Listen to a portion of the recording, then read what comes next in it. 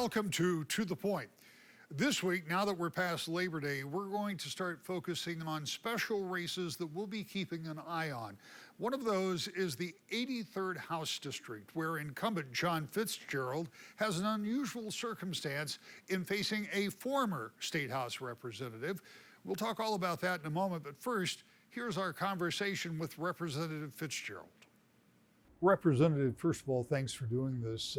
We're in the middle of an election season that is unique in a lot of ways. And one of the ways it's unique is that you are running as a freshman for re-election, and you're running against a former member because the change in term limits. How do you approach this? When I talked to you the very first time we met, it was at your home in Wyoming. And your focus was very much about the city of Wyoming and what you could do to help that city. Is that still your focus? And what have you learned about trying to get things done? Yeah, of course, I have a challenger who was a former state representative themselves, and that is unique. I think that's the only race in the state that is like that. But I would contest that my now 20 months in Lansing has been as impactful as anyone's servitude from Wyoming in Lansing over the last 25 years, really recent memory. I think that the strides that we have made to invest in our community in Wyoming, in Southwest Grand Rapids, of course, as well, where I represent Black Hills, Roosevelt Park, Burton Heights, that the investments we've made, the structural improvements that we've made within a number of systems like healthcare, mental health care, insurance, and that we continue to see the community itself, I think, really flourish, really kind of blossom into what it can and should be. I always say that Wyoming itself is on the launch pad for a renaissance, and I think that we're seeing a lot of that come to fruition now because of state support that we've been able to bring home. And of course, as the representative from the 83rd District, they are my number one focus, my constituency, and making sure that I deliver for them to and from Lansing. The idea of local representation going to Lansing, and in every state, it's the same idea, to make sure that local areas are represented. But in these past 20 months, as you point out, 2 years practically, there has been a lot going on. With Democrats taking control of the House, the Senate, and already, having the governor's office, there have been so many things, so many issues, so many initiatives that don't focus locally. I mean, they're statewide things. When you look back, do you think of the kind of momentum that you and other Democrats have had during these past 2 years? Because this is the first time in 40 years we've seen something like this. It is. It's the first time in 40 years that we have a Democratic, as we say, trifecta, right? Executive Office of the Governor, Senate, and House. And so, of course, there have been rather monumentous things that we have done, including the repeal of right to work, to make sure that we strengthen labor rights and bargaining rights between the workers themselves, the middle class, and the employers, to make sure that we do see livable wage growth, to make sure that we do see improved safety conditions in workplaces. We've also seen, of course, the advancement and the implementation of Proposal 1, 2, and 3 from 2022, talking about reproductive health care, talking about voting rights, talking about making sure that there is transparency in Lansing.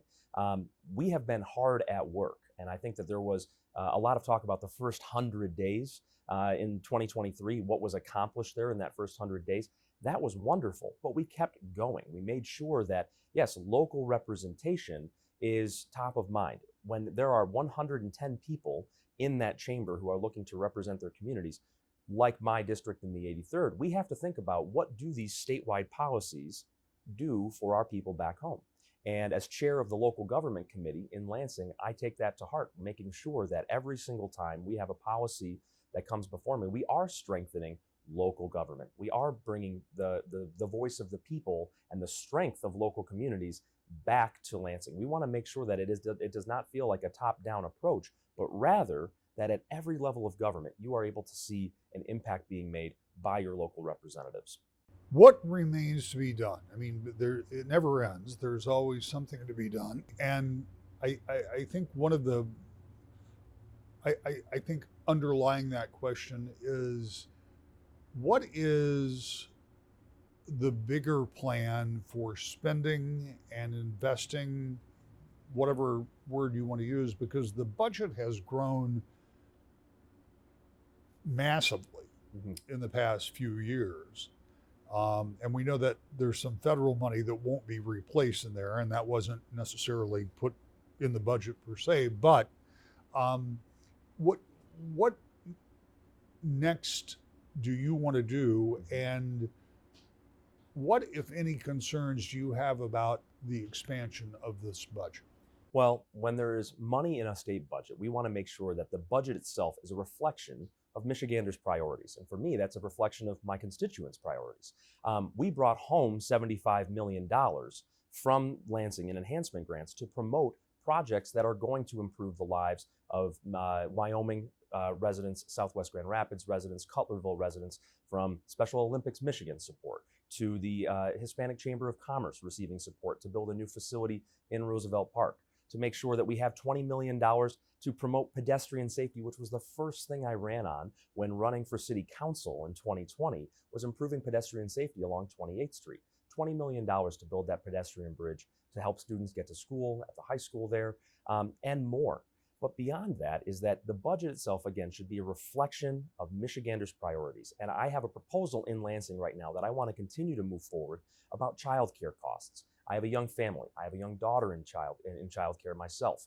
The dinner table issues that so many families are experiencing in my community, I have as well. How do you afford the house payment and childcare and groceries and the electric bill? Those things are really going to come to a head here. And it's not just about making sure that we have wage growth. We need that because it's not just jobs. We need career scalability that we're really looking for and investing in. But it's also, how do we keep more of your money in your pocket? And that's why we've cut taxes for working families, for seniors, and to ensure that when you think about where do my tax dollars go, it's into your backyard. That's where we want to see it go. It's back into your community. And I'm very proud of the investments that we made. Now, going forward, policies like my child care tax credit, the policy that I'm mentioning that I want to see come to fruition, that comes with a price tag. But I think it reflects the values of West Michiganders and those in the 83rd District that I represent. You talk about cutting taxes, and I know that there have been a number of programs that will supplement different items for, and not necessarily everyone, but in certain income groups. There was one item that Republicans continually come back to, and that was a reduction in income tax, which impacted everybody. And ultimately, it was ruled that was a one-year issue. Was that a good idea to not leave that reduction in income tax in place, and in fact put it back to where it was prior to that? Well, let's look at Michigan's balance sheet, right? We really need to understand, where are these tax dollars going? And for anyone at home who wants to look at that House Fiscal Agency flow chart, where every dollar is being spent, it is really impressive to think about where every tax dollar is derived and where it ends up going to support Michiganders everywhere. But you think about what happened over that 40-year period where we did not have Democratic leadership in all those places, that created disinvestment in our infrastructure, created crumbling bridges and infrastructure. And so if we're talking about reducing taxes, listen, I want to make sure that people have a reasonable tax expectation placed upon them. But at the same time, we need to make sure that we have the resources to deliver back and make sure that our services from the state level are meeting the needs of Michiganders. It was ruled that that was a one-year rollback. That was not the legislature's decision. And so the point is, now that we have that issue settled, let's make sure that the dollars are going back into people's daily lives, right? The infrastructure that they utilize, the programs that they utilize, and that it's going to build health, good health, and prosperity. What is the priority, should you be reelected, when you go back to the legislature?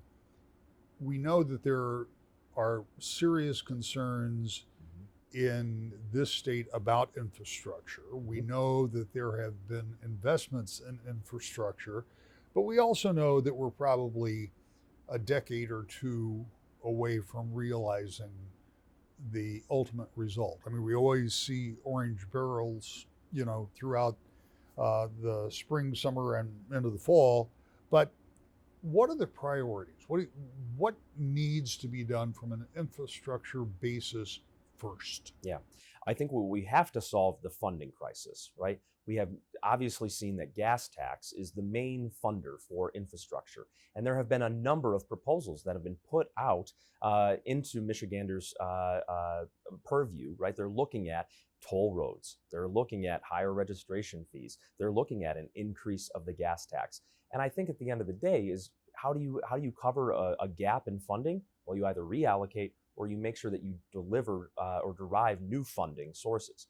I sit in the Transportation Committee, and I will tell you that I have opinion about where Michiganders would like to see that gap be made up. I don't think it's with toll roads, but I'm not saying no to that if that had to be part of the discussion. We have to be creative and we have to be honest with our constituencies that there is a real problem that has been laid at our feet that we are looking to solve. And that is something that has to be done. I think that gross vehicle weight is something that still has to be considered too with the evolution of and the adoption of electric vehicles. All of this should be part of the recipe, but it should be able to be understood as to how we're paying for our roads out of your pocket and out of the pockets of Michiganders everywhere. We're back with more in just a moment. To the point. Welcome back to the Point. Tommy Brand is a former state representative who was previously term limited, but because of the changes in the law, he can run again, and so he is. Here's our conversation with him. Representative, I want to talk to you about getting into this race because you served 6 years in the House and you couldn't run again because of the way term limits were set up. But in that ensuing election, term limits changed. That gives you an opportunity to run again. So beyond the obvious, the opportunity, why did you decide to get back into this race? Well, Rick, I'm good at this job. I was state rep of the year my last year. I call myself an independent Republican. In fact, at a Republican debate with a Republican audience, I actually got booed a couple times because of my stances. So I just don't say I represent all my constituents. I do it. And I'm not running to be against the governor. She's done some good things to our state. And so I'm running because I got some good ideas. Let's talk about those ideas. You know, when you run for office, it is normal, typical, that you have some to-do list things that you would like to accomplish. And understanding, as it is today, Republicans are in the minority. Right. And to get those things done would be more difficult than when you were there in the majority. But an election could change all of that, or it could change nothing. Right. So in any event, talk about those things that you're the most interested in. Well, the governor signed 12 of my bills, so we work together. I really like our governor. But I want to get education to be up in the top 10. We're ranked 36 K through 12, and that's not acceptable anymore. I want to get us up to the top 10, and the way I would do it is I do it like Brand Steakhouse. We went to Logan's, we copied their rolls, we copied some of their things, and we became a better business. So I want to copy Massachusetts, which is #1 in the country. I'd like to hire somebody from Massachusetts, bring them back here, and have them help us get some of their ideology, philosophies, and how they became #1 in the country. And I want to be in top 10 K through 12. And also like to establish the $300 million that the Democrats took away for public safety. I think that's dangerous, and I think we need to bring that back. When you talk about bringing somebody in from outside to look at education, how does our current education system square with the amount of money that we're now spending? We're spending record amounts on the school aid fund, but and that's relatively recent in the last couple of budgets, but historically we aren't seeing the improvements that everybody calls for in education. Yeah, and it's not the teacher's fault, but but the last couple of years we didn't spend enough on anything. When I was, for my 6 years, we did output every year per pupil. So we haven't really spent that. So, and I know Massachusetts has spent quite a bit per pupil. So That's part of the problem, but I don't think it's all the problem. I think it's some of the ideology and some philosophy. And another thing I want to do is income tax. I mean, I look at my cooks and I look at they're working hard. They got kids. They want to clothe their kids, buy grocery money. I like to eliminate income tax $40,000 and under and give them a rebate back for the blue collar workers that work so hard and give them a chance to pay their rent and buy some grocery money.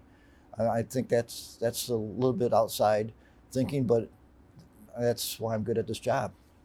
Is there a point where the budget doesn't work if you reduce taxes for everybody under $40,000, for example, and you feel a need to increase per pupil funding? I mean, at some point there becomes a rub, right? It does, and evidently it didn't work for the Democrats. They spent $9 billion in pork money, and that's a lot of money, and they actually had to subsidize that with $670 million from the teachers' pensions, which is really dangerous. It's not the way I run my small business. It's not the way we should run the state. But I'm not really a higher ed fan. We spend $1.8 billion in higher ed. I would put that towards K through 12. Higher ed, they have a lot of endowments. They can fend for themselves, and that's where I would get some of the money. It doesn't answer all the things I want to do. And another thing I want to do is I was head chairman of state police, and we increased historically the amount of police officers for state police in Michigan. I'd like to increase state police also, but I'd like to have a different philosophy on state police. I'd like to have them go in the cities, patrol the cities, like Grand Rapids, subsidize cities, and think about safety of our citizens, of all of our citizens. So I would like to have a different ideology on state police. Is the amount of money that we are spending on public safety, you talked about $300 million, I think, some type of a cut. Is that again another monetary issue? I mean, obviously more people, more bodies, more money, right? Right. That was for school, that 300 million they cut for school safety. I mean, to me, schools, I understand. Yeah, and to me, that's just dangerous. I mean, our students deserve to be protected, and that's just a dangerous thing the Democrats did, and I want to restore that. Let's get back to public safety. Sure. I'm sorry for conflating the two, but oh, no problem. Talking a little bit about expanding MSP. I mean, there again, many people would say, yes, we need more public safety. I know in your previous terms you talked about road patrols and those type of things, but again, it comes down to funding sometimes, and how do you get more officers, more women and men on the street, on the highways, in those blue cars? Well, when I do my budget for my restaurant, I mean, there's some things I have to cut. You know, I'll give you a small example. We used to have endive on every plate, and people never ate endive, so we just threw it away. So we cut that and brought our food costs down to 1% or 2%, and we saved money. So I take that ideology of a small businessman into the state budget, and I can find some of that money to help do some of the things I want to do, and I would work hard at finding that money. It didn't help that $9 billion disappearing, because we're still $29 billion in debt as far as teachers' pensions, which is, teachers are protected constitutionally, so the teachers don't have to worry, and they shouldn't have to worry about it. But as a legislator, we should worry about that, and we should, pay that down. And they had a chance to do that. The idea that that money is outstanding on the ledger and will continue, I assume, continue to grow as more teachers receive those benefits. And we know where the budget is and how much it's grown in the last few years. Yes. I guess my question in all of this leading up to now is, what's the breaking point? Where do you have to take a look at the budget and say, there isn't enough, the revenues aren't keeping up quickly enough? I mean, for right now they are, but as you point out, there are some things that are not being funded. So when do you have to put the brakes on spending and try to right size the budget, if that's what you think needs to happen? I think next year, I think breaking point's there. When you have to take $670 million from the teachers' pensions to subsidize your spending, some of that spending is good too. So that's where you got to get your priorities straight. Like, I think the governor did a good job with preschool. I think that's going to help math and reading. I give kudos to the governor for that. So I want to keep that going. So, but as a small businessman, I would dive into that budget to find out what I can cut, what I can't cut, and also, how to increase the budget a little bit. I don't have that answer right now, so I'm not going to mislead you. Let's talk a little bit about philosophy.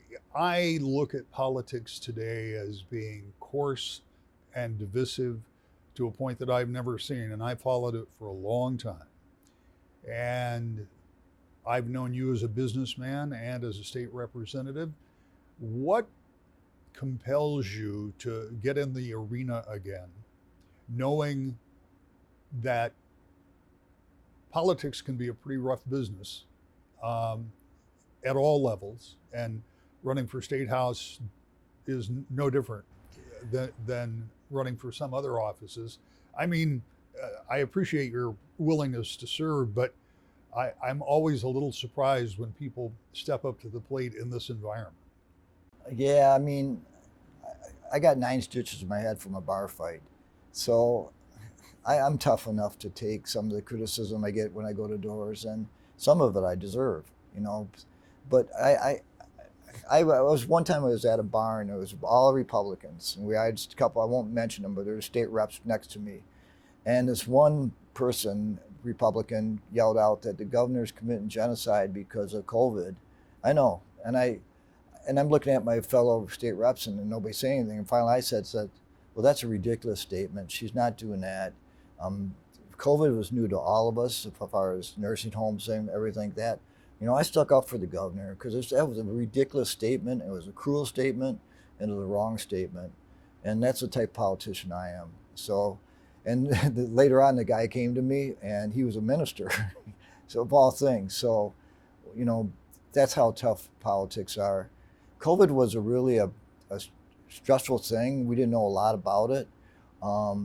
And I took some stances that actually the governor mentioned my name in a press conference to side with her on some of her COVID methods, because it was a real thing. A lot of good people, I lost a lot of friends, and the governor was doing the best job she can. And that's why I'm a different independent Republican, and that's why I got booed at the Republican debate. When you knock on a door, you got about 30 seconds to close the deal. And I know you're knocking a lot of doors. What's your quick pitch to people to vote for you? Well, well, first of all, when I would knock on a door, they seem to know my steakhouse. They know my dad. A lot of people, I'm not going to mislead you. A lot of people don't really ask. I ask them, what's your concerns? And I don't get the concerns because you know why? Because they're busy going to soccer games. They're busy raising their families. They're busy. They're busy just trying to pay their house payment. So I really understand that. That's why somebody like me in Lansing should be there for them. And so I really don't have a closing statement as much as that I'm a good guy, good honest guy, and I'll work hard for you. So now you've met the Republican and Democrat candidate in the 83rd House District. Many more races coming up in the weeks to come. We'll be back with the final thought in just a moment. To the point. Finally this week, a reminder that absentee ballots will be coming out soon, and you'll have an opportunity to vote. I hope you'll join us every week as we talk about this political season. To the point.